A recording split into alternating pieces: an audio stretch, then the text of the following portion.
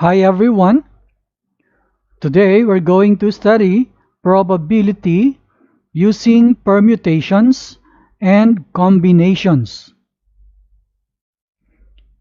Many interesting probability problems involve counting principles, permutations, and combinations. In these problems, we will use permutations and combinations to find the number of elements in events and sample spaces. These problems can be complicated, but they can be made easier by breaking them down into smaller counting problems. Let's have example 1. A bag contains 3 red balls and 5 black balls. 2 balls are drawn at random from the bag. What is the probability that the balls drawn are both red? The formula for probability, we know that this is a fraction, where the numerator is the number of favorable outcomes and the denominator is the total number of outcomes or sample space.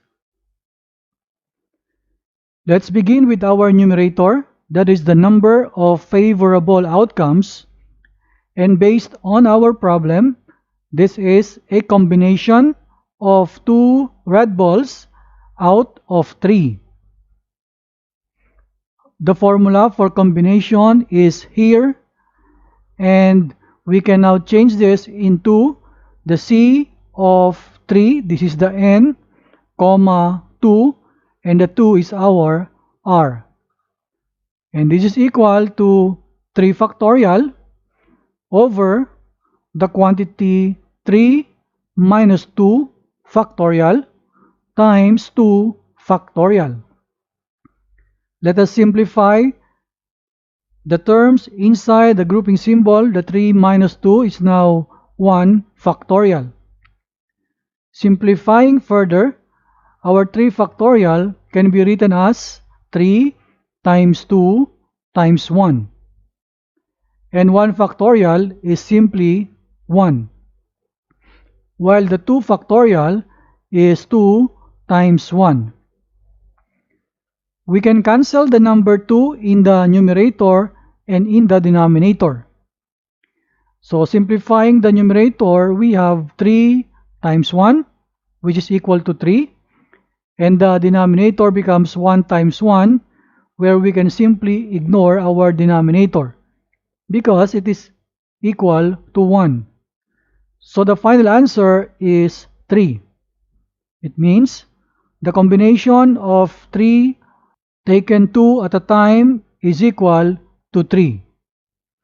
And this number 3, we will substitute in our numerator. There we go. Now, let us go to solve the total number of outcomes or the sample space.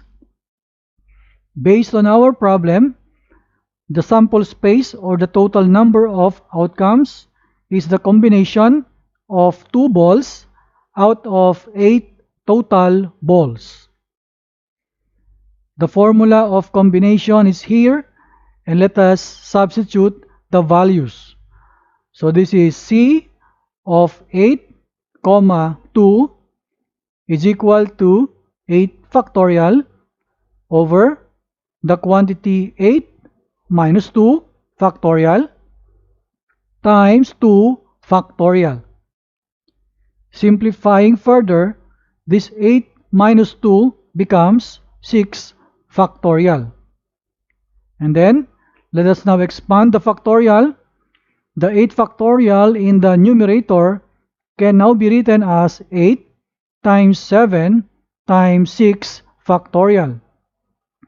While in the denominator, the 6 factorial, we can leave it as is, and we will expand the 2 factorial into 2 times 1.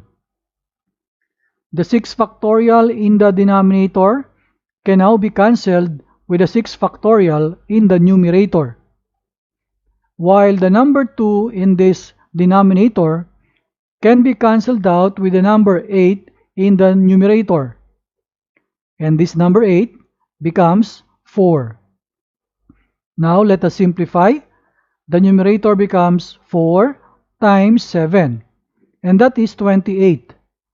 While in the denominator, everything is cancelled, while there is number 1 here, and that 1 can be simply ignored. So the final answer is 28. So the combination of 8 balls taken 2 at a time is 28. This is our total number of outcomes that we can substitute in the denominator here. So we have our answer 3/28. This is the probability that the balls drawn are both red. Let us have example 2. A 4-digit PIN is selected. This PIN means personal identification number. What is the probability that there are no repeated digits? The formula for probability is here. So let us begin solving our numerator, the number of favorable outcomes. Based on our problem, this is the same with permutation of 10 digits taken 4 at a time. The formula of permutation is here. P of n, r equals n factorial over the quantity n minus r factorial. And we can write this to be P of 10, 4. And this is equal to 10 factorial over 10 minus 4 factorial. This 10 minus 4 can be simplified into 6, and the factorial is still there. So we have now 10 factorial over 6 factorial here. Expanding the factorial in our numerator, we can write 10 times 9 times 8 times 7 times 6 factorial. We can stop in the 6 factorial because we can see that there is a 6 factorial in our denominator. So we can now cancel both the 6 factorial in the denominator and in the numerator alike. And then let us get the product of 10 times 9 times 8 times 7. And the answer is 5040. This value is our numerator, and we can substitute it there. So there we go.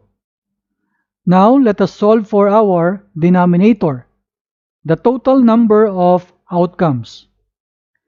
And this time, we can see that it is a permutations of 10 digits taken 4 at a time and repetition allowed. In this case, we're going to use the multiplication principle or the counting principle.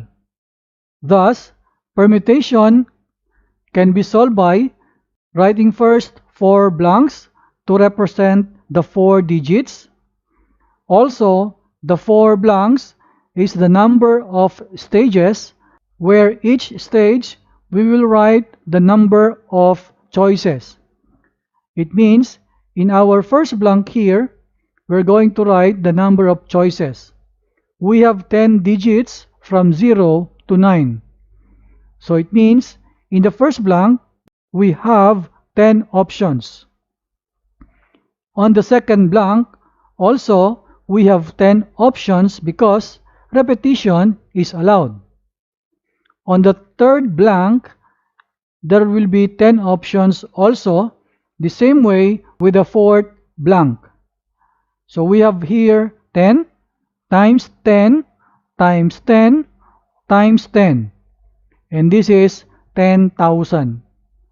And this value is our denominator, the total number of outcomes. So let us substitute. There we go. So our answer here is 5,040 over 10,000. This is the probability. Now for the fraction, we can simply reduce this to lowest term, and this is equal to 63 over 125. This is our final answer.